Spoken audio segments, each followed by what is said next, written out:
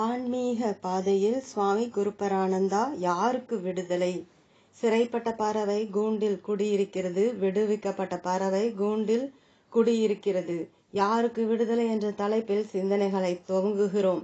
பிருஹதாரண்யக உபனிஷத்தில் உள்ள ஒரு மந்திரத்தை மையமாக வைத்துக்கொண்டு இங்கு விசாரம் நடைபெற உள்ளது. விசாரத்தை துவங்கும் முன் நமது சிந்தையில் சிவன் குடியிருந்து சித்தத்தில் உள்ள சிக்கலை அவிழ்த்துவிட வேண்டுதல் விடுவிப்போம்.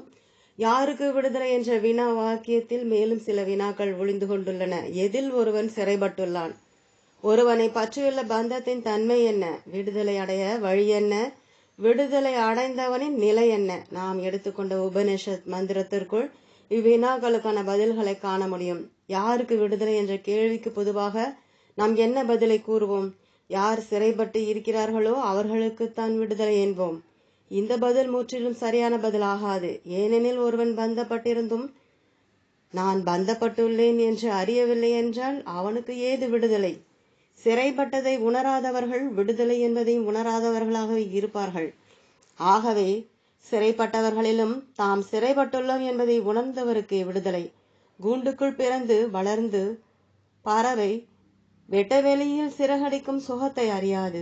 அது போன்ற பறவைகளுக்கு சிறகுகளும் சுமைதான். எது கூண்டு எது கூடு என்பது பறவைக்கு தெரிந்தாக வேண்டும். உடலில் நோய் ஏற்பட்டு அந்த நோயின் அறிகுறிகள் எதுவும் தெரியாத பொழுது நோயை நீக்க யாரும் முற்படுவதில்லை.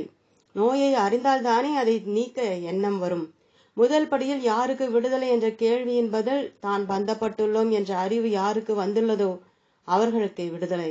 சிலருக்கு உடலில் நோய் குடிகொண்டிருக்கும், நோய் உள்ளது என அவர்களும் அறிந்திருப்பார்கள். ஆனால் வைத்தியத்தை தள்ளி போட்டு கொண்டே செல்வார்கள். தாமதிப்பதினால் வரும் விளைவை உணராத நோயை குணப்படுத்த வேண்டும் என்ற ஆர்வம் குறைந்தவர்களாக இருப்பார்கள். இவர்களுக்கு நோயிலிருந்து விடுதலை இல்லை. அதுபோல நான் பந்தப்பட்டுள்ளேன் என்ற அறிவு ஏற்பட்டும் விடுதலை அடைய ஆர்வம் ஏற்படவில்லை எனில் அவர்களுக்கும் விடுதலை இல்லை. பந்தப்பட்டுள்ளதை அறிதல் ஞானம், அதிலிருந்து விடுதலை அடைய வேண்டும் என்ற ஆர்வம் இச்சா, ஆர்வம் மிகுதி அடைந்து பேராவலாக யாருக்கு உருவெடுத்துள்ளதோ அவருக்கு விடுதலை என்ற இரண்டாம் படி.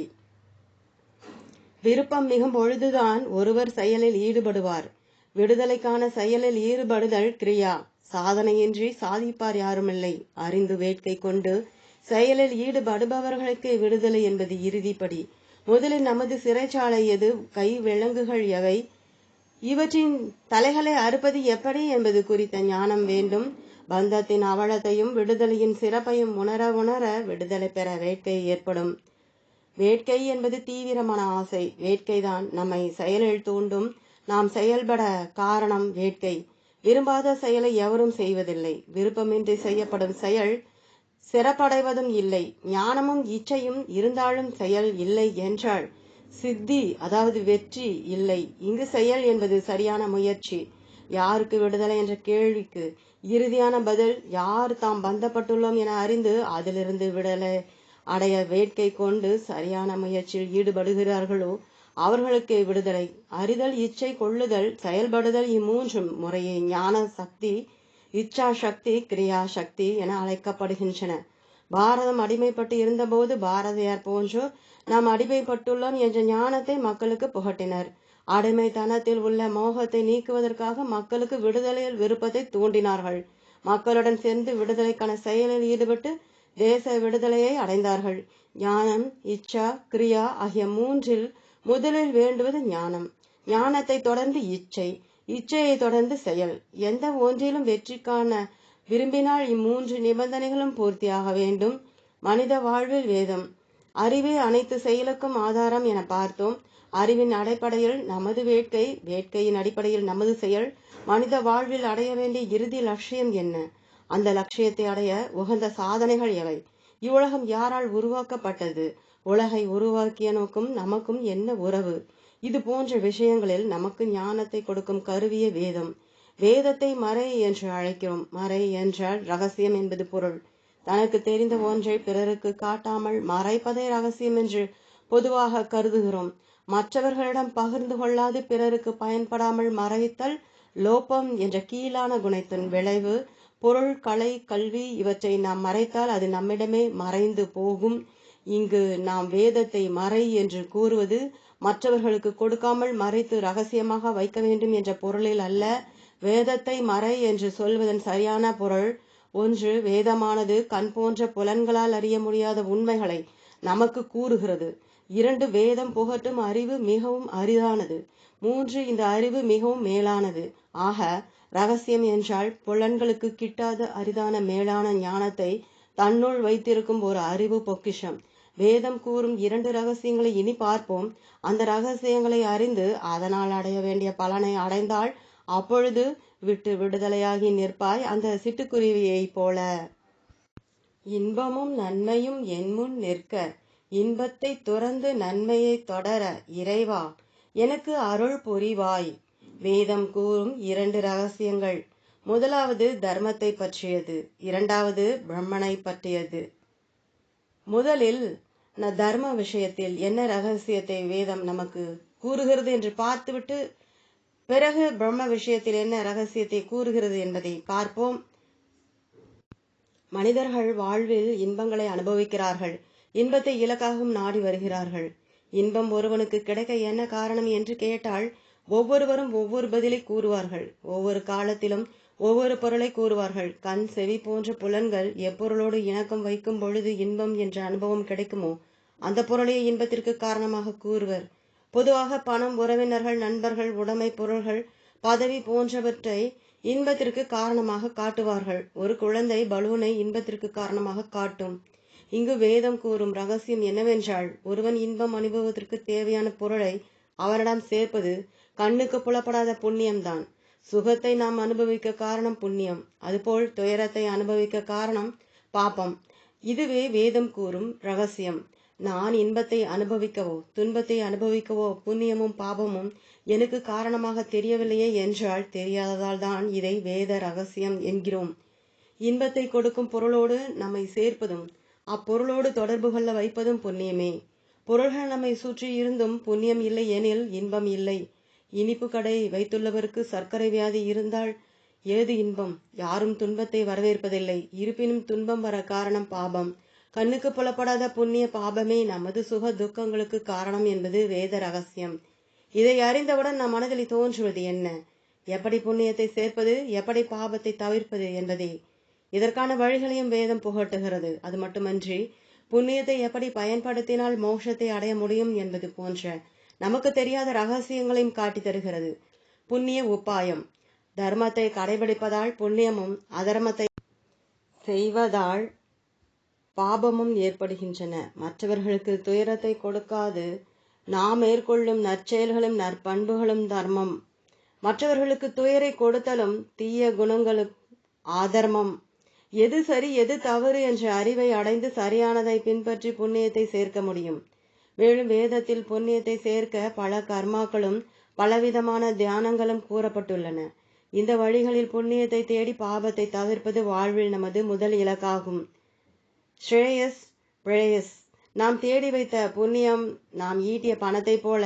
பணத்தை எதற்கு வேண்டுமானாலும் பயன்படுத்தலாம். அதே போல புண்ணியத்தை இன்பத்திற்காக பயன்படுத்தலாம் அல்லது நன்மைக்காக பயன்படுத்தலாம். இன்பம் பிரேயஸ் என்றும் நன்மை ஸ்ரேயஸ் என்றும் அழைக்கப்படுகின்றன. இன்பம் வேறு, நன்மை வேறு. நம் வாழ்வில் ஒவ்வொரு அடியிலும் இன்பமும் நன்மையும் நம்முன் நிற்கின்றன. அறிவியலிகள் நன்மையை விட்டு இன்பத்தை தேர்ந்தெடுத்து இறுதியில் துயரத்தில் மூழ்குகிறார்கள். உதாரணமாக நாம் சாப்பிடும் பொருள்களை பார்த்தால் நாவுக்கு இன்பத்தை தரும் பொருள்கள், உடலுக்கு நன்மை பயக்கும் பொருள்கள் என பிரிக்கலாம். உடலுக்கு வலிமையை தரும் பொருளை விடுத்து நாவுக்கு இன்பத்தை தரும் பொருளையை தேர்ந்தெடுப்பது நம் இயல்பாக உள்ளது. அதன் விளைவு தற்காலிகமான சுகமும் பிறகு நோயும். அதுபோல கண், செவி போன்ற புலன்களையும் நாம் இன்பத்திற்காகவோ நன்மைக்காகவோ பயன்படுத்தலாம். நற்கர்மாக்களையும் தவத்தையும் செய்து கிடைக்கும் பலனை நாம் நன்மைக்காகவோ சுகபோகங்களுக்காகவோ செலவிடலாம். புராணத்தில் அசுரர்கள் தவம் செய்து தவத்தின் பலனாக இன்பத்தை வேண்டுவார்கள். ஆனால் நாம் ஈட்டிய புண்ணியத்தை நன்மைக்காக பயன்படுத்தும் பொழுது நமக்கு கிட்டும் உயர்வு மிகவும் மேலானது. பிரேயஸை விடுத்து ஸ்ரேயஸை தேர்ந்தெடுப்பவனை தீரன் என்று உபனிஷத் போற்றுகிறது. நன்மையை தேர்ந்தெடுத்தல் என்பது உணவின் மூலம் உடலுக்கு ஆரோக்கியத்தை தேர்ந்தெடுப்பது போல மனதுக்கு ஆரோக்கியத்தை தேர்ந்தெடுத்தல், அதாவது மனதை தூய்மைப்படுத்துதல். மனதில் பேராசை, பொறாமை, கோபம், கர்வம், பயம் போன்ற நோய்கள் குடிகொண்டு இருக்கின்றன. இந்த நோய்களை நீக்கி மனதை தூய்மைப்படுத்தி புத்தியில் உள்ள மோகத்தையும் அறியாமையையும் நீக்கி அதனால் அடையப்படுவதே உண்மையான விடுதலை. நாம் செய்யும் நற்செயல்களிலிருந்து கிடைக்கும் பலனை மன தூய்மைக்காக பயன்படுத்துவதையே ஆன்மீக முன்னேற்றம் என்று அழைக்கிறோம். இந்த முன்னேற்றத்தில் ஒருவன் அடையும் இறுதி பலனே மோட்சம் அல்லது விடுதலை. ஆகவே நன்மையை தேர்ந்தெடுக்கும் பொழுது ஒருவன் விடுதலைக்கு தயாராகிறான். அவனுக்கே வேதம் கூறும் இரண்டாவது ரகசியம் விளங்கும். தன்னை அறிந்தால் தனக்கு ஒரு கேடு இல்லை. வேதம் கூறும் இரண்டாவது ரகசியம் பரம்பொருளை பற்றியது, அதாவது பிரம்ம விஷயத்தை பற்றியது என்று பார்த்தோம். பிரம்மனை பற்றிய அறிவை வேதத்தின் எந்த பகுதி நமக்கு கொடுக்கிறதோ அந்த பகுதியை உபநிஷத் என்று அழைக்கிறோம். பொதுவாக உபனிஷத் வேதத்தின் இறுதியில் வருவதால் உபனிஷத்தை வேதாந்தம் என்றும் கூறுகிறோம். வேதாந்தம் என்றால் வேதத்தின் இறுதி பகுதி என்று பொருள். இங்கு எது மெய்ப்பொருள் எது பொய்ப்பொருள் என்ற ஆய்வு நடைபெறுகிறது. வேதத்தின் முதல் பகுதியோ கர்மத்தை பற்றியது, இறுதி பகுதியோ உண்மை தத்துவத்தை பற்றியது. இந்த நூலில் நாம் பிரகதாரண்ய உபனிஷத்தில் அமைந்துள்ள ஒரு மந்திரத்தை விளக்கமாக ஆராய முற்படுகிறோம். முதலில் அந்த மந்திரத்தையும் அதன் சொற்பொருளையும் பார்ப்போம். ஆத்மனாம் சேத் விஜானியாத் அயமஸ்மேதி புருஷக கிமிச்சன் கஷ்ய காமாய சரீர மனுஷம் ஜ்வரேத். ஒரு மனிதன் நான் இந்த பரமாத்மாவாக இருக்கிறேன் என்று தன்னை அறிவானாகில் அவன் எதை விரும்புகிறானோ, யாருடைய பிரயோஜனத்திற்காக உடலை காரணமாக கொண்டு துயருவான். இம்மந்திரத்தின் உட்பொருளை ஓரளவு ஆராய்ந்து பார்த்தால் நாம் அனைத்து கேள்விக்கான விடைகளும் கிடைத்துவிடும். முதலில் இம்மந்திரத்தின் ஒரு சொற்பொருளை பார்ப்போம். புருஷக ஒரு மனிதன். இங்கு ஸ்ரேயஸை தேர்ந்தெடுத்த சாதகனை இச்சொல் குறிக்கிறது. ஆத்மானாம் தன்னை, அயம் இதுவாக, அதாவது பரமாத்மாவாக, அஸ்மி இருக்கிறேன், இதி என்று விஜானியாத் சேத் அறிவானாகில். சேத் என்னும் ஒரு இடைச்சொல். இச்சொல் அரிது என்ற பொருளில் இங்கு வந்துள்ளது. தன்னை பரமாத்மாவாக அறிதல் அவ்வளவு எளிதல்ல என்பது பொருள். கிம்மிச்சன் எதை விரும்புவனாக, இந்த அறிவை அடைந்தால் ஆசையிலிருந்து விடுதலை அடைவான் என்பதே இங்கு இவ்விதம் கூறப்படுகிறது. கஷ்ய காமாய யாருடைய பிரயோஜனத்திற்காக, மற்றவர்களை திருப்திப்படுத்த இவன் துயரப்படுவதில்லை, இவனும் திருப்தியற்றவனாக இல்லை என்பது பொருள். அனுசம் ஜவரேத் துயருவான், உடல் நிமித்தமாக இவன் துயருவதில்லை என்பது பொருள். இம்மந்திரத்தின் முதல் வரியில் தன்னை எப்படிப்பட்டவனாக அறிய வேண்டும் என்ற ஞானத்தை கொடுத்து இரண்டாவது வரியில் அந்த ஞானத்தின் பலன் கூறப்பட்டுள்ளது. தன்னை உடலுடன் கூடியவனாக அறியாமல் அழிகின்ற உடலுக்கு வேறான தூய அறிவு ரூபமான பரம்பொருளாக அறியும் பொழுது ஒருவன் மனதில் இன்னல் படுத்தி கொண்டுள்ள ஆசைகள் நீங்கும். ஞானத்திற்கு முன்பொருள்கள் மோகவசத்தில் ஆழ்த்துகின்றன. ஞானத்திற்கு பின்பொருள்களின் மோகவசத்தில் ஆழ்த்தும் தன்மை அற்று போகிறது. மோகவசத்தில் ஆழ்த்திய பொருள்களுக்கு மோகத்தில் வீழ்த்தும் தன்மை இழக்கப்படுகிறது. உடலுக்கு வருகின்ற சங்கடங்கள் தனக்கு வருவதில்லை. இவ்விதங்களில் ஞானத்தின் பலனான மோட்சம் விளக்கப்படுகிறது. இம்மந்திரத்தில் உள்ள ஒவ்வொரு சொல்லையும் எடுத்துக்கொண்டு விரிவாக பார்ப்போம். இம்மந்திரத்தில் 5 முக்கியமான கருத்துக்கள் அடங்கியுள்ளன. 1 ஜீவனின் நிலை, 2 ஜீவன் மேற்கொள்ள வேண்டிய சாதனைகள், 3 ஜீவனின் சொரூபம், 4 பரமாத்மாவின் சொரூபம், 5 மோட்சத்தின் தன்மை. துய்த்தாள் துயரம் துறக்க துணிவில்லை. இம்மந்திரத்தில் சேத் என்ற சொல்லில் அரிது என்ற கருத்து குறிக்கப்படுகிறது. தன்னை பற்றி அனைவரும் அறிந்திருந்த போதிலும் தன்னை பற்றி சரியாக அறிதல் அரிதிலும் அரிது. ஒரு சம்பவம். ஒரு இளைஞர் மருத்துவரிடம் சென்றார். மருத்துவர், நீங்கள் என்ன செய்கிறீர்கள் என்று கேட்டார். நான் வீட்டை துறந்து ரிஷிகேஷத்தில் வேதாந்தம் படிக்கப் போகிறேன் என்றார் இளைஞர். மருத்துவர் அதிர்ச்சியுடன், உனக்கு பைத்தியம் பிடித்து விட்டதா என்று கேட்டார். பைத்தியம் உங்களுக்குத்தான், நீங்கள் தெளிவாக இருந்தால் என் கேள்விக்கு சரியான பதிலை கூறுங்கள் என்றார் இளைஞர். மருத்துவரும் சரி என்றார். நீங்கள் யார் என்று கேட்டார் இளைஞர். நான் டாக்டர் என்றார் மருத்துவர். டாக்டர் என்பது தொழில் பெயர். நான் உங்கள் தொழிலை கேட்கவில்லை, உங்களை பற்றி கேட்கிறேன் என்றார் இளைஞர். டாக்டர் சற்று யோசித்து, நான் மனிதன் என்றார். மனிதன் என்பது இனப்பெயர். ஆடு, மாடு, யானை என்ற பல்வேறு உயிரினங்களில் ஒன்றை குறிப்பதே மனிதன் என்பது. நான் உங்கள் இனத்தை கேட்கவில்லை, உங்களை பற்றி கேட்கிறேன் என்றார் இளைஞர். நான் கந்தசாமியின் மகன் என்றார் டாக்டர். உங்களை பற்றி நான் கேட்கிறேன், யாருடன் எந்த உறவு என கேட்கவில்லை என்றார் இளைஞர். சற்று நிதானித்தார் டாக்டர். நான் யார் என்ற கேள்விக்கான சரியான பதில் சுலபமல்ல என்பது டாக்டருக்கு புரிய ஆரம்பித்தது. இவ்விதம் நான் என்ற சொல்லை பற்றிய சரியான அறிவு நமக்கு இல்லை என்ற அறிவும் அற்றவர்களாக இருக்கிறோம். இந்த நான் தற்பொழுது எப்படி உள்ளது என்பதை முதலில் பார்க்க போகிறோம். விலங்குகள். நாம் இப்போது எப்படி பந்தப்பட்டுள்ளோம்? நம்மை கட்டிய விலங்கின் தன்மை என்ன என்பதை உணர்வது முக்கியமாகிறது. மனிதர்கள் பொருள், உறவு, சூழ்நிலை, பணம் போன்றவற்றை நாடிக்கொண்டே இருக்கிறார்கள். இவை இல்லாமல் இன்பத்தை அடைய முடியாத காரணத்தினால் இவற்றை நாடுகிறார்கள். நாம் நாடுகின்ற பொருள்களை அடையும் பொழுது இன்பம் கிடைக்கிறது என்பது உண்மைதான். ஆனால் எந்த பொருள்களிடமிருந்து இன்பத்தை ஒரு சமயத்தில் அடைந்தோமோ அதே பொருள்களின் நிமித்தமாக துன்பத்தையும் அனுபவிக்கிறோம். எந்த உறவினர்கள் நிமித்தமாக மகிழ்ந்தோமோ அவர்களே நம்மை சொல்லாலும் நடத்தையாலும் துயரப்படுத்துகிறார்கள். நமக்கு பொருளாலும் மற்ற மனிதர்களாலும் துயரம் வருவதால் அவற்றை விட்டுவிடலாம் என்றால் அதுவும் முடியவில்லை. நாடாமலும் இருக்க முடிவதில்லை. நாடி அடைந்த பொருள்களோடும் இருக்க முடிவதில்லை. இவ்விதம் விழுங்கவும் முடியவில்லை, விளக்கவும் முடியவில்லை. இவ்வுலகில் வாழும் வாழ்க்கையை சாஸ்திரம் சம்சாரம் என்கிறது. நீர் சுழல் ஒருவனை கரைக்கும் தள்ளாமல் மூழ்கவும் வைக்காமல் சுழற்றி கொண்டிருப்பது போல் மனித வாழ்வு எதிலும் பிடிப்பின்றி சுழல்கிறது.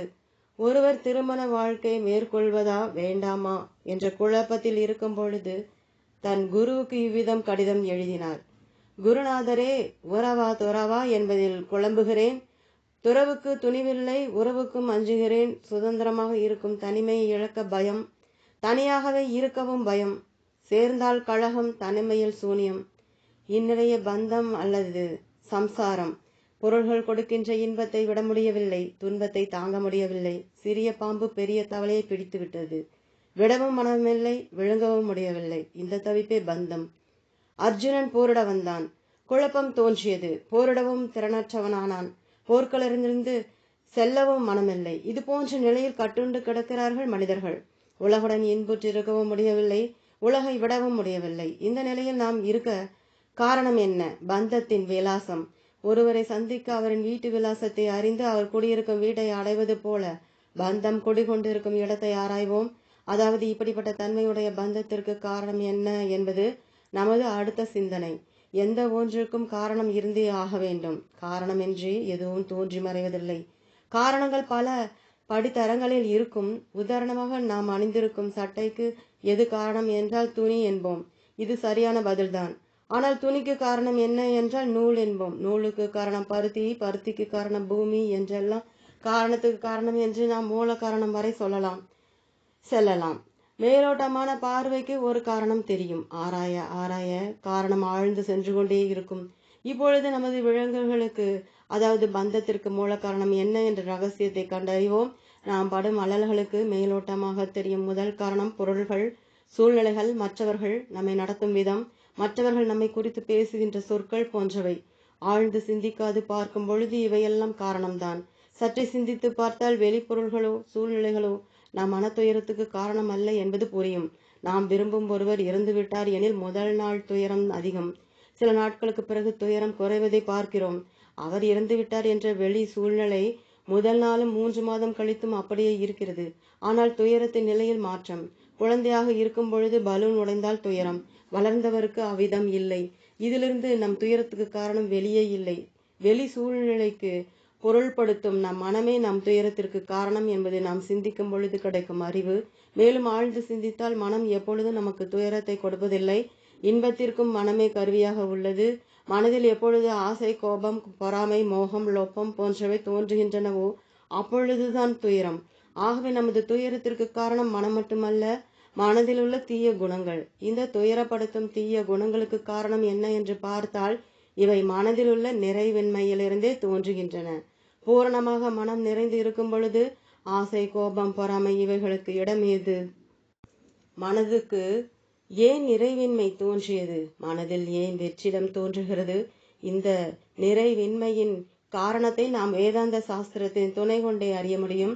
மனதின் நிறைவின்மைக்கு காரணம் மனதில் உண்மை பொருளை பற்றிய அறிவு இல்லாததே. உடல், மனம் போன்ற உண்மைக்கு மாறானவற்றை உண்மையாக கருதி அவற்றின் தன்மைகளை தனதாக கொண்டு மனம் இந்த நிறைவின்மையை அடைந்துள்ளது. ஆகவே நமது பந்தத்துக்கு மூல காரணம் உண்மை பொருள், மெய்ப்பொருள், பிரம்மன், ஆத்மா என்றெல்லாம் அழைக்கப்படும் தத்துவத்தை பற்றிய அறியாமை. ஆத்ம அஞ்ஞானமே பந்தத்தின் மூல காரணம். நம்முடைய அனுபவத்தில் அஞ்ஞானம் துயரத்துக்கான காரணமாக தெரியாது. ஆனால் சிந்தனையின் மூலம் இந்த உண்மையை உணர முடியும். மந்திரத்தில் புருஷக என்ற சொல்லின் விளக்கம் பார்த்தாகிவிட்டது. எந்த மனிதன் பந்தத்தின் தன்மையையும் அதற்கான காரணத்தையும் அறிந்து காரணத்தை நீக்க சாதனைகளை மேற்கொள்ளும் சாதகன் ஆகின்றானோ ஆவணையை இங்கு புருஷக என்ற சொல் குறிக்கிறது. இதுவரை பந்தத்தின் தன்மையையும் அதற்கான மூல காரணத்தையும் பார்த்தோம். இனி பந்தத்தை நீக்கும் உபாயத்தை பார்க்கலாம். அன்பர் பணி செய்ய என்னை ஆளாக்கி விட்டுவிட்டால் இன்ப நிலை தானே வந்தெய்தும் பராபரமே. பந்தத்தை நீக்க மேற்கொள்ள வேண்டிய சாதனைகளை பார்க்கலாம். பந்தத்துக்கு மூல காரணம் அஞ்ஞானம் என்றால் அஞ்ஞானத்தை நீக்க ஒரே வழி ஞானத்தை அடைதல்.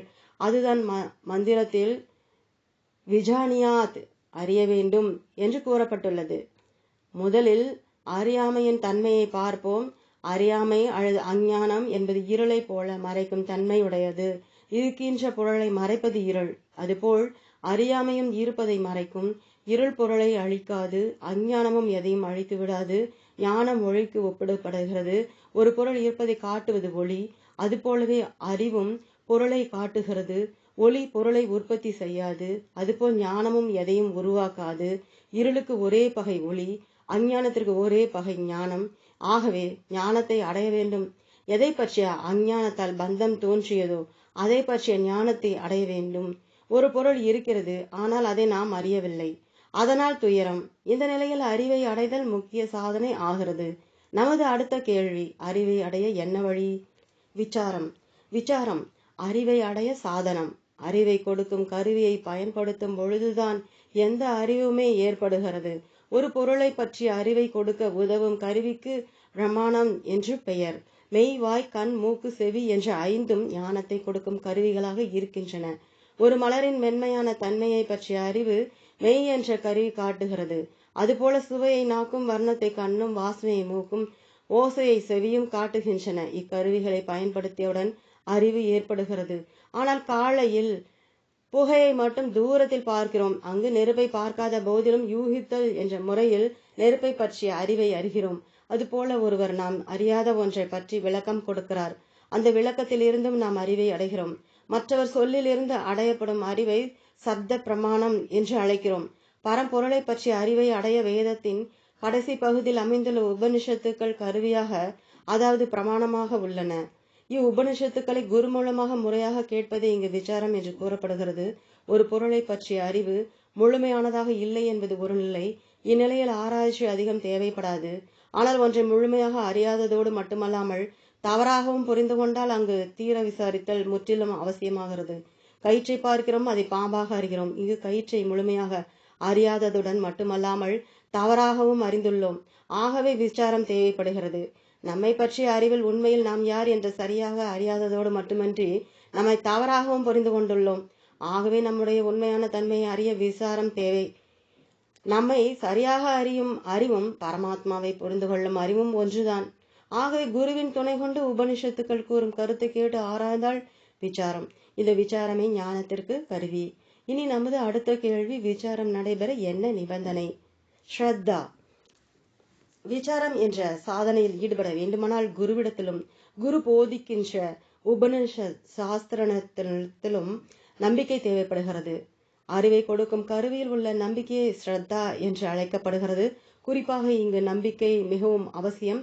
காரணம் என்னவெனில், ஒரு மனிதன் பிறந்து துயருற்று மடிபவனாக தன்னை கருதி வரும்பொழுது குருவானவர் நீ மரணமற்றவன், ஆனந்த சுரூபன், பரமாத்மாவாகவே இருக்கிறாய் என்று கூறுகிறார். அப்பொழுது சிஷ்யன் அவரது வாக்கு தன் அனுபவத்துடன் முரண்படுவதை பார்க்கிறான். அந்த சமயத்தில் நம்பிக்கை இருந்தால்தான் விசாரத்தை தொடர முடியும். சிஷ்யன் தன்னுடைய தவறுதலான அனுபவத்தை நீக்கி குரு கூறுகின்ற உபதேசத்தை உணர வேண்டும். அவ்வாறு உணரும் காலம் வரை ஸ்ரத்தை அவசியமாகிறது. இனி நாம் அடுத்த கேள்வி, குருவிடத்திலும் சாஸ்திரத்தினிடத்திலும் நம்பிக்கை வர என்ன செய்ய வேண்டும்? சேவா. நாம் செய்கின்ற சேவை நமக்கு நம்பிக்கையை கொடுக்கும். சேவை என்பது குருவுக்கு செய்யும் பணிவிடைகள் மற்றும் மற்ற மனிதர்களுக்கு செய்யும் தொண்டு. நாம் மேற்கொள்ளும் சமுதாய பணி நமக்கு நன்மையை அதிகம் கொடுக்கிறது. நாம் செய்யும் சேவை நம் மனதில் நம்பிக்கையை கொடுக்கிறது. ஒரு சிஷ்யன் குருவின் அருகே செல்ல சேவைதான் வாய்ப்பு கொடுக்கிறது. சிஷ்யன் குருவின் அருகே செல்லும் பொழுது குருவை புரிந்து கொள்ள வாய்ப்பு கிடைக்கிறது. குருவினிடத்தில் ஞானத்தின் பலனை சிஷ்யன் பார்க்கும் பொழுது சாஸ்திரத்தில் ஸ்ரத்தை வளரும். நானும் ஞானத்தின் பலனை அடைய வேண்டும் என்ற உற்சாகத்துடன் அவன் நன்கு விசாரம் செய்வான். ஆகவே நாம் மேற்கொள்ளும் சேவை நமக்கு ஸ்ரத்தையை கொடுக்கவும் வளர்க்கவும் துணை புரிகிறது. நாம் எப்பொழுது சேவையில் ஈடுபட முடியும்? பலம். உடல் பலமும் மனோபலமும் இருந்தால்தான் நாம் சேவையில் ஈடுபட முடியும். உடலில் வலு இல்லையெனில் மற்றவர்கள் சேவை நமக்கு தேவைப்படுமே தவிர நாம் யாருக்கும் உதவ முடியாது. மனோபலம் என்பது கஷ்டத்தை தாங்கும் சக்தி. பொறுமை போன்ற நற்பண்புகள் உடல் பலத்தை ஆரோக்கியமான உணவின் மூலமும் உடற்பயிற்சிகளின் மூலமும் வளர்க்க வேண்டும். தர்ம நெறிப்படி வாழ்க்கையை மேற்கொண்டு மனோபலத்தை வளர்க்க வேண்டும். இவ்விதம் ஒரு சாதகன் மோட்சத்தை அடைவதற்கு முன் படிப்படியாக சாதனைகளில் ஈடுபட வேண்டும். தர்ம நெறிப்படியும் உணவு போன்றவற்றில் கட்டுப்பாட்டுடனும் வாழ்வை துவக்கி பலத்தை அடைந்து பலத்தால் சேவையை மேற்கொண்டு நம்பிக்கை அடைந்து நம்பிக்கையின் துணை கொண்டு விசாரத்தால் ஈடுபடும் பொழுது ஞானம் ஏற்படுகிறது. ஞானத்தின் பலனே அனைத்து துயரங்களிலிருந்தும் விடுதலை. பாராதி பூத்தம் நீ அல்லை, உன்னிப்பார் இந்திரியம் கரணம் நீ அல்லை, ஆராய் உணர்வு நீ என்றான் ஐயன், அன்பாய் உரைத்த சொல் ஆனந்தம் தோழி. ஞானத்தை அடைந்தால் விடுதலை என்றும் ஞானத்தை அடைவதற்கு முன் உள்ள படிகளையும் பார்த்தோம். இனி ஒருவன் எப்படிப்பட்ட ஞானத்தை அடைய வேண்டும் என பார்க்கலாம். இங்கு ஞானத்துக்குரிய பொருள் தானேதான். ஆத்மா நாம் தன்னை பரமாத்மாவாக அறிவானாகில் என்று மந்திரத்தில் கூறப்பட்டிருக்கிறது. இப்பொழுது நான் யார் என்ற ஆத்ம விசாரத்தை மேற்கொள்கிறோம். எங்கு குழப்பம் இருக்கிறதோ அங்கே விசாரம் அவசியம் என்று பார்த்தோம். நான் என்ற சொல்லில் என்ன குழப்பம் உள்ளது விசாரம் செய்ய என்ற வினா வருகிறதல்லவா? ஒருவரை பார்த்து யார் நீங்கள் என்றால் அவர் தெளிவாகத்தானே பதில் கூறுவார். தன்னை குமார் என்றும் ராமன் என்றும் மாற்றி மாற்றி பேச மாட்டார் அன்றோ? அப்படி இருக்க நான் யார் என்ற விசாரத்தால் ஏன் ஈடுபட வேண்டும்? முதலில் நான் என்ற சொல்லில் என்ன குழப்பம் இருக்கிறது என்பதை பார்ப்போம். குழப்பம், எந்த பொருளை என்னுடையது என்று சுட்டி காட்டுகிறோமோ அந்த பொருளை நான் என்று கூற மாட்டோம். இது என்னுடைய வீடு, என்னுடைய வாகனம் என்றெல்லாம் கூறும் பொழுது வீட்டை நான் என்று சொல்லுக்கு பொருளாக்க மாட்டோம். எதை நான் என்கிறோமோ அது என்னுடையதாகவும் ஆக வாய்ப்பில்லை. இந்த நியதிப்படி யோசித்து பார்த்தால் நான் என்ற சொல்லில் நாம் குழம்பியிருப்பது புரியும். எந்த பொருளை ஒரு சமயத்தில் நான் என்று குறிப்பிடுகிறோமோ அதே பொருளை வேறு சமயத்தில் என்னுடையது என்றும் குறிப்பிடுகிறோம். என்னுடையது நானாகாது. உதாரணமாக டாக்டரை பார்க்க போகிறோம். உங்களை பார்க்க நான் அரை மணி நேரம் வெளியே அமர்ந்து கொண்டிருந்தேன் என்று டாக்டரிடம் கூறும் பொழுது நான் என்ற சொல்லுக்கு பொருள் உடல். உடல்தான் அமரும், நிற்கும், நடக்கும். ஆக நான் அமர்ந்து கொண்டிருந்தேன் என்ற சொல்லில் நான் உடல். உடல்நிலை சரியில்லாததால் டாக்டரிடம் சென்றுள்ளோம். உடல் நான் என்றால் நாம் டாக்டரிடம் நான் சரியில்லை என்றுதானே கூற வேண்டும். ஆனால் என்ன கூறுகிறோம்? டாக்டர், என்னுடைய உடல்நிலை சரியில்லை என்கிறோம். இங்கு உடல் என்னுடையதாகி விடுகிறது. நானாக இருந்த உடல் என்னுடையதாக ஆகியுள்ளது. ஆகவே உடல் நானா என்னுடையதா மாற்றி மாற்றி கூறுகிறோம். சில சமயம் உடலை நான் என்றும் சில சமயம் உடலை என்னுடையது என்றும் கூறுகிறோம். இதிலிருந்து நான் என்ற சொல்லின் பொருளில் நமக்கு தெளிவில்லை என்பது தெளிவாகிறது. அதுபோல் நான் பார்க்கிறேன் என்ற இடத்தில் நான் கண்ணாகிறது. என்னுடைய கண் தெரியவில்லை என்ற இடத்தில் கண் என்னுடையதாகிறது. உடல், புலன்கள், மனம் போன்றவற்றை நான் எனவும் என்னுடையது எனவும் மாற்றி மாற்றி புரிந்து கொண்டும் கூறிக்கொண்டும் வருகிறோம். இவ்விதமாக குழப்பம் இருப்பதால் நான் யார் என்ற விசாரம் தேவை. நான் யார் என்ற விசாரத்தில் இனி ஈடுபடுவோம். நான் என்ற சொல்லில் இரண்டு பொருள்கள் கலந்துள்ளன. பல காய்களை கலந்த பதார்த்தத்தை அவியல் என்று கூறுவது போல இரண்டு தத்துவங்களின் கலவையே நானாக நாம் புரிந்து கொண்டுள்ளோம்.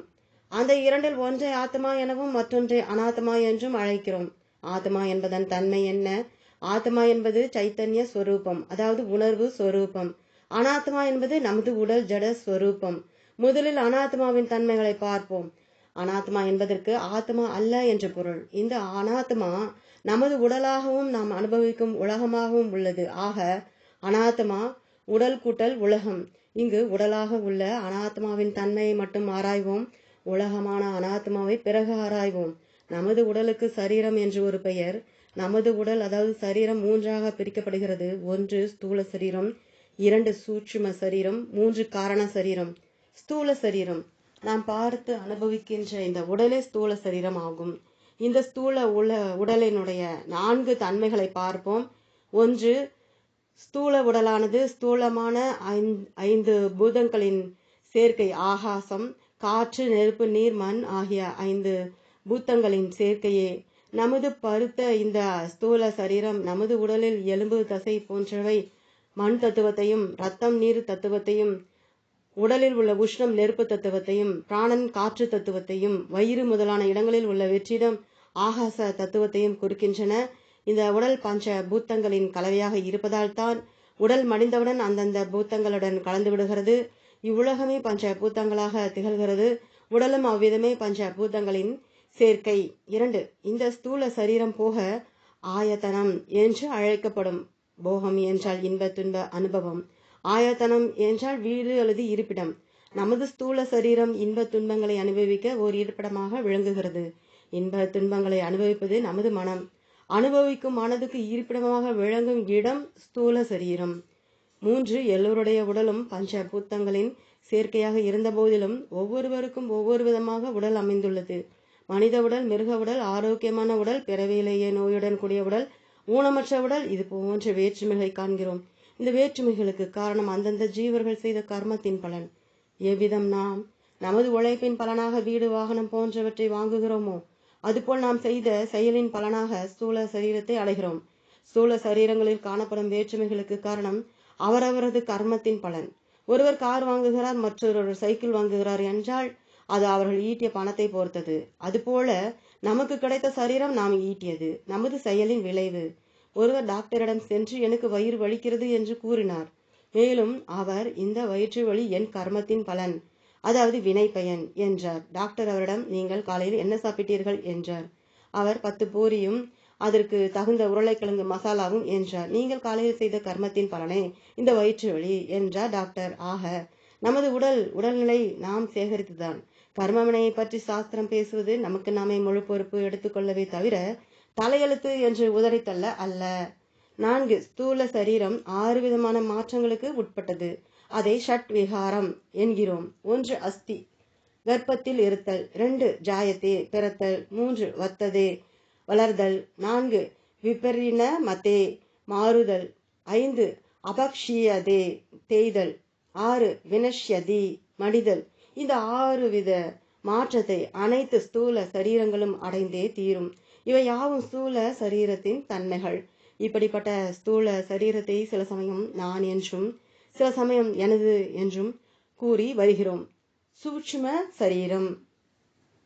கண்ணுக்கு புலப்படாத நமது மனமே சூட்சும சரீரம் ஆகும். இந்த சரீரத்தின் 4 தன்மைகளை பார்ப்போம். 1. ஸ்தூல சரீரம் எப்படி நாம் அறிகின்ற பஞ்ச பூத்தங்களின் சேர்க்கையோ அதுபோல் சூஷ்ம சரீரமும் சூஷ்மமான பஞ்ச பூத்தங்களின் சேர்க்கையே. நாம் பார்க்கின்ற பஞ்ச பூத்தங்கள் ஸ்தூலமானவை. இந்த பூத்தங்கள் சூட்சும நிலையிலிருந்தே ஸ்தூல நிலையை அடைந்தன. இவை சூட்சும நிலையில் இருக்கும் பொழுது அதன் சேர்க்கையில் உருவானதே சூஷ்ம சரீரம். 2. ஸ்தூல சரீரத்தில் குடிகொண்டு இன்ப துன்பங்களை அனுபவிக்கும் கருவியாக விளங்குவது சூட்சும சரீரம். இது போக சாதனம் என்று அழைக்கப்படுகிறது. 3. ஒவ்வொருவருக்கும் ஒவ்வொரு விதமான மனம் இருக்கிறது. எவ்விதம் ஸ்தூல சரீரத்தை நாம் கர்ம பலனாக அடைந்தோமோ அதுபோல சூஷ்ம சரீரமும், அதாவது நமக்கு கிடைத்த மனமும் நாம் ஈட்டியதுதான். 4. சூட்சும சரீரம் 19 உறுப்புகளாக பிரிந்து அமைந்துள்ளது. கீழ்கண்ட 19 உறுப்புகளின் ஒட்டுமொத்தமே சூட்சும சரீரம் என்று அழைக்கப்படுகிறது. மெய், தோல், வாய், கண், மூக்கு, செவி என்ற ஞானத்தை கொடுக்கும் கருவிகளான 5 ஞானேந்திரியங்கள். வாக்கு, பேசும் திறன். கைகள், கால்கள், எருவாய், மலம் கழிக்க உதவும் உறுப்பு. கருவாய், சிறுநீர் கழிக்க உதவும் உறுப்பு என்று செயல்பட உதவும் கருவிகளான 5 கர்மேந்திரியங்கள். பிராணன், காற்றை வெளிவிடும் சக்தி. அபானன், காற்றை உள்ளே எடுக்கும் சக்தி. வியானன், இரத்த ஓட்டம் நடைபெற உதவும் சக்தி. சமானன், ஜீரணிக்கும் சக்தி. உதானன், மரண தருவாயில் உடலை விட்டு சூட்சும சரீரம் வெளியேற உதவும் சக்தி போன்ற 5 பிராண சக்திகள். ஆக 15 மற்றும் மனம், புத்தி, சித்தம், அகங்காரம் என்ற 4. இந்த 19 சேர்ந்ததே சூட்சும சரீரமாகும். மனம் என்பது சந்தேகப்படுதல், அன்பு, கருணை, வெறுப்பு போன்ற எண்ணங்களின் தொகுப்பு. புத்தி என்பது தீர்மானிக்கும் செயலில் ஈடுபடும் எண்ண தொகுப்பு. சித்தம் என்பது நமது அனுபவங்களின் பதிவுகள். அகங்காரம் என்பது அனாத்மாவை நான் என்று எண்ணும் எண்ணம். இந்த 4 எண்ணங்களே செயல்படும் விதத்தில் 4ஆக பிரிக்கப்பட்டுள்ளன. இவ்விதமான சூட்சும சரீரத்தை சில சமயம் நான் என்றும் சில சமயம் எனது என்றும் கூறி வருகிறோம். காரண சரீரம். ஸ்தூல சரீரமும் சூட்சும சரீரமும் தோன்ற எது காரணமாக இருந்ததோ அதுவே காரண சரீரம். காரணமின்றி எதுவும் வராது. இந்த சரீரத்தை ஒரு பொருளாக அனுபவிக்க முடியாது. மரத்துக்கு விதை போல நமக்கு காரண சரீரம் உள்ளது. இந்த காரண சரீரத்தில்தான் நமது கர்ம வினைகள் விதை போல் இருக்கின்றன. இந்த காரண உடலை நாம் ஆழ்ந்த உறக்கத்தில் அடைகிறோம். ஆகவே அறியாமையும் ஆனந்தமும் நிறைந்ததே காரண சரீரம். இவ்விதம் ஒரு ஜீவனின் அனாத்மா 3 சரீரங்களாக பிரிக்கப்பட்டுள்ளது. ஆத்மா. இனி ஆத்மாவின் தன்மையை பார்க்கலாம். எது அழியாததாக அறிவு சொரூபமாக உள்ளதோ அதுவே ஆத்மா. இந்த ஆத்மா அனாத்மாவின் தன்மையிலிருந்து முற்றிலும் வேறுபட்ட தன்மையுடையது. ஆத்மாவின் சொரூபம் 1 திரக்கு அறிபவன், 2 சித் அறிவுமயம், 3 நிர்விகாரம் மாறாதது, 4 ஏகம் 1, 5 சத்தியம் உண்மை. அனாத்மாவின் சொரூபம் திரிஷயம் அறியப்படுவது, ஜடம் அறிவற்றது, சவிகாரம் மாறுவது, அநேகம் பலவானது, மித்யா வெறும் தோற்றம். இப்படிப்பட்ட முற்றிலும் வேறான தன்மையுடைய ஆத்மாவும் அனாத்மாவும் கலந்துவிட்டன. உண்மையில் நான் என்ற சொல்லுக்கு பொருள் ஆத்மா. ஆகவே தன்னை அறிதல் என்பது அனாத்மாவாகிய உடலை நீக்கி தன்னை ஆத்மாவாக மட்டும் புரிந்து கொள்ளுதல். இவ்விதம் தன்னை ஆத்மாவாக புரிந்து கொண்டு இப்படிப்பட்ட ஆத்மாவே பரம்பொருள் என்ற பிரம்மத்துடன் தன்னை ஐக்கியப்படுத்த வேண்டும். களையை களைந்து பின் பார்த்தேன், ஐயன் களை அன்றி வேறு ஒன்றும் கண்டிலன். தன்னை ஆத்மாவாக புரிந்து கொண்டு ஆத்மாவாக உள்ள நான் அந்த பரமாத்மாவாக, அதாவது பர பிரம்மனாக உள்ளேன் என்றும் அறிய வேண்டும். அதுவே மந்திரத்தில் அயம் அஸ்மி, இதுவாக இருக்கிறேன், அதாவது இந்த பிரம்மனாக நான் இருக்கிறேன். இதி என்று ஆத்மானாம் தன்னை விஜானியாத் சேத் அறிவானாகில் என்று கூறப்பட்டது. இப்பொழுது பரமாத்மா பரம்பொருள் பிரம்மன் என்றெல்லாம் அழைக்கப்படுகின்ற தத்துவத்தின் தன்மையை பார்ப்போம். பரம்பொருள். நாம் இவ்வுலகை அனுபவிக்கிறோம். இவ்வுலகம் சீராக இயங்கி வருவதையும் பார்க்கிறோம். இவ்விதமான உலகம் திடீரென காரணமின்றி தோன்றி இருக்க முடியாது. இவ்வுலகத்தை உருவாக்கியவர் இருந்தாக வேண்டும். அவரை உபனிஷத்துக்கள் கடவுள் என்று நமக்கு அறிமுகப்படுத்துகின்றன. இறைவன் ஈஸ்வரன், கடவுள், சகுண பிரம்மன் என்றெல்லாம் அழைக்கப்படுகின்ற தத்துவமே இவ்வுலகத்துக்கு காரணமாக விளங்குகிறது. காரணம் 2 வகைப்படும். 1 உபாதான காரணம், 2 நிமித்த காரணம். பானை என்ற காரியத்திற்கு படைப்புக்கு களிமண் உபாதான காரணமாகிறது. குயவன் நிமித்த காரணமாகிறான். இவ்வுலகம் என்ற காரியத்திற்கு இறைவன் எப்படிப்பட்ட காரணமாகிறார் என்ற வினாவுக்கு உபனிஷத் கூறும் பதில், எவ்விதம் சிலந்தி தன் வளைக்கு தானே உபாதான காரணமாகவும் நிமித்த காரணமாகவும் விளங்குகிறதோ அவ்விதம் இறைவனை இப்படைப்புக்கு உபாதான காரணமாகவும் நிமித்த காரணமாகவும் விளங்குகிறார். கடவுள் யார் என்ற கேள்விக்கு பதில், உலகத்துக்கு இவ்விரண்டு விதமான காரணமாகவும் விளங்குபவர் யாரோ அவரே கடவுள். அப்படிப்பட்ட கடவுள் 2 தத்துவங்களின் சேர்க்கையாக விளங்குகிறார். 1 பிரம்மன், 2 மாயா. ஆகவே பிரம்மன், மாயா, இறைவன். பிரம்மன் மாயா சக்தியின் துணை கொண்டு இவ்வுலகுக்கு காரணமாகிறது. பிரம்மனின் லட்சணத்தையும் மாயையின் லட்சணத்தையும் பார்ப்போம். சத்தியம், ஞானம், அனந்தம், பிரம்ம என்று எது என்றும் உள்ளதோ, அறிவு சொரூபமானதோ, எல்லையற்றதோ அதுவே பிரம்மன். மாயா என்பது ஜடமான பிரம்மனை சார்ந்தே இருக்கும் நிழல் போன்ற தத்துவம். பிரம்மனை மாயையுடன் பார்த்தால் இறைவன், மாயையை நீக்கி பார்த்தால் அதுவே நிர்குண பிரம்மன். ஞானார் என்ற விசாரத்தால் நான் என்ற சொல்லில் ஆத்மாவும் அனாத்மாவும் கலந்திருந்தன. அனாத்மாவை நீக்கி ஆத்மாவை நான் என அறிய வேண்டும் என்று பார்த்தோம். அந்த அனாத்மா நீங்கிய ஆத்மாவும் இங்கு மாயையை நீங்கிய பிரம்மனும் ஒன்று என்று புரிந்து கொள்வது விடுதலை அளிக்கும் ஞானம். அனாத்மா என்று நாம் பார்த்தது மாயையின் வெளிப்பாடே. அனாத்மா என்பது உடலும் உலகமும். அனாத்மாவின் பீஜ அவஸ்தை மாயா. மாயையும் இவ்வுலகமும் ஒரே தன்மை உடையவை. பிரம்மனும் ஆத்மாவும் ஒரே ஸ்வரூபம். ஆத்மா பிரம்மன் என்ற 2 பொருள் இல்லை. ஒரே மெய்ப்பொருளை உடலுக்கு ஆதாரமாக பார்க்கும் பொழுது ஆத்மா என்றும், உலகுக்கு ஆதாரமாக பார்க்கும் பொழுது பிரம்மன் என்றும் அழைக்கிறோம். இவ்விதமாக தன்னை பரமாத்மாவாக அறிவதனால் அடையப்படும் விடுதலையே மந்திரத்தின் 2வது வரியில் விளக்கப்படுகிறது.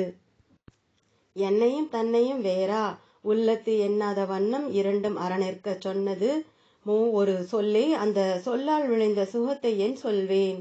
மந்திரத்தின் முதல் வரி தன்னை பரமாத்மாவாக அறிவது பற்றி கூறுகிறது. இப்படி அறிந்தவன் அடையும் பலனை இரண்டாவது வரி விளக்குகிறது. இங்கு கூறிய ஞானத்தை உடையவருக்கு மோட்சம் கிடைக்கிறது. மோட்சம் என்றால் விடுதலை. எதிலிருந்து விடுதலை? நம்மை பந்தப்படுத்தி வரும் நம் மனதிலேயே குடிகொண்டிருக்கும் ஆசையிலிருந்து விடுதலை. மனதை வாட்டும் கோபம், வெறுப்பு, பொறாமை, பயம், கர்வம் போன்ற அனைத்து ஆசையின் விதவிதமான வெளிப்பாடுகள். ஆசை என்பது மனதின் நிறைவின்மை. மனது நிறைந்திருக்கும் பொழுது நம்மை வாட்டும் உணர்வுகள் இல்லை. ஆகவே ஞானத்தின் விளைவு துயரத்தின் முடிவு. நமது துயரம் விதவிதமாக வெளிப்படுவதால் மோட்சத்தை உபனிஷத்துக்கள் விதவிதமாக வெளிப்படுத்தும். கிம்மிச்சன் எதை விரும்புபவனாக. ஞானி எதையும் விரும்ப மாட்டான் என்ற கருத்து இந்த சொல்லில் கூறப்பட்டுள்ளது. ஆசை அவன் மனதிலிருந்து சென்றுவிடும். ஆசை தோன்றாமைக்கு காரணம் அவன் மனதில் இருந்த நிறைவின்மை அகன்றுவிட்டது. உடலுடனும் மனதுடனும் எனக்கு எந்த தொடர்பும் இல்லை, நான் இவற்றை சாட்சியாக பார்ப்பவன் என்று தன்னை உணர்ந்தால் மனதில் ஆசை இல்லை. ஆசை இல்லாத பொழுது எந்த பொருளையும் சார்ந்திருக்கும் நிலை இல்லை. ஆசை நீங்குதல் தான் ஞானத்தின் பலன் என்றால் மனதில் ஓர் ஆசையும் இல்லாதவன் எவ்விதம் வாழ்வான்? உணவை உட்கொள்ள வேண்டும் என்ற ஆசையும் சென்றுவிட்டால் உயிர் வாழ்வது எவ்விதம்? இங்கு நாம் மனதில் தோன்றுகின்ற ஆசைகளை இரண்டாக பிரிக்கிறோம். ஒன்று, மன நிறைவின்மையிலிருந்து தோன்றும் ஆசை. இரண்டு, மன நிறைவிலிருந்து தோன்றும் ஆசை. முதலாவது ஆசை மனதின் நிறைவின்மையிலிருந்து தோன்றுவது. இந்த விதமான ஆசையை பூர்த்தி அடையவில்லை எனில் சோகமாகவும் ஆசைக்கு தடையாக இருப்பவரிடம் கோபம், பயம், வெறுப்பு முதலியானவும் உருமாறும். இதுதான் பந்தப்படுத்தும் ஆசை. மனதில் உள்ள முடிச்சு என்றெல்லாம் கூறப்படுகிறது. இரண்டாவது விதமான ஆசை நிறைவின் விளைவு. இந்த ஆசை பூர்த்தியாகாவிடல் மனதில் எவ்வித சோகமும் உருவாகாது. நிறைவேறி ஆக வேண்டும் என்ற நிபந்தனையற்ற ஆசை. ஒரு ராஜாவுக்கு மகிழ்ச்சியான செய்தியை சேவகன் கூறும் பொழுது அந்த ராஜா தன்னிடத்தில் உள்ள மாலையை அவனுக்கு பரிசாக கொடுக்கிறார். இந்த ராஜாவின் செயல் பரிசு கொடுக்க வேண்டும் என்ற ஆசையில் தோன்றியிருப்பினும் அந்த ஆசை துயரப்படுத்தாது. அதுபோல் ஞானியின் மனதில் தோன்றும் ஆசைகள் மகிழ்ச்சியின் வெளிப்பாடு. பந்தப்படுத்தும் ஆசைகள் தான் அழுகின்றன. ஞானியின் மனதில் தோன்றும் ஆசைகள் விஷமற்ற பாம்பை போல, எரிந்த கயிறை போல, வருத்த விதையை போல. எதை விரும்புவான் என்ற உபனிஷத்தின் சொல்லில் ஆசையற்றவன் ஆகிறான் என்பது முதலாவது பொருள். இதற்கே மற்றொரு பொருளும் உண்டு. என்ன இருக்கிறது அவன் விருப்பப்பட? ஞானிக்கு ஆசைப்பட விஷயங்கள் இல்லை என்பது இரண்டாவது பொருள். விளையாட்டு பொம்மைகள் விற்கின்ற கடைக்கு நாம் குழந்தை பருவத்தில் செல்லும் பொழுது அங்கு உள்ள அனைத்து பொருள்கள் நம்மை ஈர்க்கும் பொருள்கள். அவை நமக்கு விஷயங்கள், அதாவது ஆசைக்குரிய பொருள்கள். வளர்ந்து விட்ட பின் பொம்மைகள் ஆசைக்குரிய பொருள்கள் அல்ல. வளர்ச்சி விரும்பத்தக்கதாக இருந்த பொம்மைகளை வெறும் காட்சி பொருளாக மாற்றிவிட்டது. வளர்ந்தவனுக்கு பொம்மை கடையில் ஆசைப்பட பொருள் இல்லை. அதுபோல ஞானிக்கு இந்த முழு உலகமும் பொம்மை கடை. ஆசைப்பட அவனுக்கு பொருள் இல்லை. இவ்வுலகில் எப்பொருளும் அவன் மனதை ஈர்க்கும் சக்தியை உடையதாக இல்லை. ஞானிக்கு ஆசையை தூண்டும் பொருள்கள் இல்லை. காரணம் ஞானியின் ஞானமே. அனைத்து பொருள்களையும் நிலையற்றதாகவும் வெறும் தோற்றமாகவும் அறிந்தவன் எதை விரும்புவான்? எதை நாடி ஓடுவான்? பார்க்கப்படும் நீர் காணல் நீர் என்று கண்டுகொண்டவன் தாகத்தை தணித்துக் கொள்ள அதை நோக்கி ஓடமாட்டான். அதுபோல எப்பொருளும் தன்னை நிறைவுபடுத்தாது என அறிந்தவன் எதன் பின்னால் செல்வான்? கிம்மிச்சன் என்ற சொல் ஞானிக்கு ஆசை இல்லை என்பதையும் ஆசைப்படும் பொருள் இல்லை என்பதையும் காட்டுகிறது. ஆசைப்படுபவன் எங்கே? கஸ்ய காமாய என்ற பகுதியில் ஆசைப்படுபவன் இல்லை என்ற கருத்து கூறப்படுகிறது. இவ்வுலக சுக போகங்களை அனுபவிக்கின்றவன் போக்தா என்று அழைக்கப்படுகிறான். கர்த்தா என்றால் செயல் செய்பவன். கர்த்தாவாகவும் பொக்தாவாகவும் இருப்பதே சம்சாரம். ஞானி சாட்சி ஸ்வரூபம். உடல், மனம் போன்றவை செயல்களை செய்கின்றன. பலனையும் அவையே அனுபவிக்கின்றன. நான் அசங்கமானவன், ஏதோடும் சேராதவன் என்ற அறிவில் இருப்பவன் ஞானி.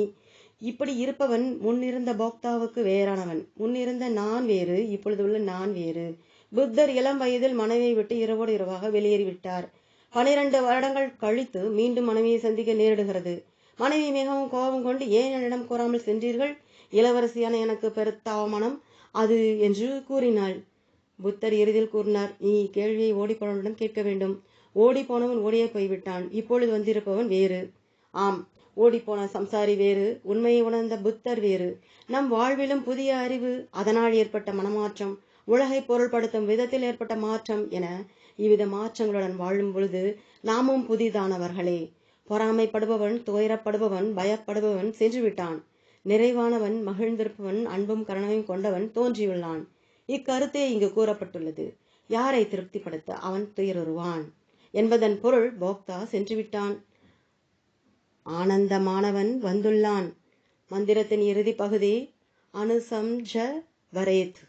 சரீரத்தை தொடர்ந்து துயருவான். துயரம் உடலுக்கு, எனக்கு அல்ல என்று உணர்ந்தவனை வெளி சூழ்நிலையோ உடலின் நிலையோ எவ்விதத்திலும் பாதிப்பதில்லை. ஸ்தூல சரீரத்தில் நோய் ஏற்பட்டால் எப்படி துயரப்படாமல் இருக்க முடியும் என கேட்கக்கூடும். ஆழ்ந்து உறங்கும் பொழுது உடலில் உள்ள நோயால் துயரப்படுவதில்லை. சரீரத்தில் எப்பொழுது அபிமானம் இல்லையோ அப்பொழுது துயரமில்லை.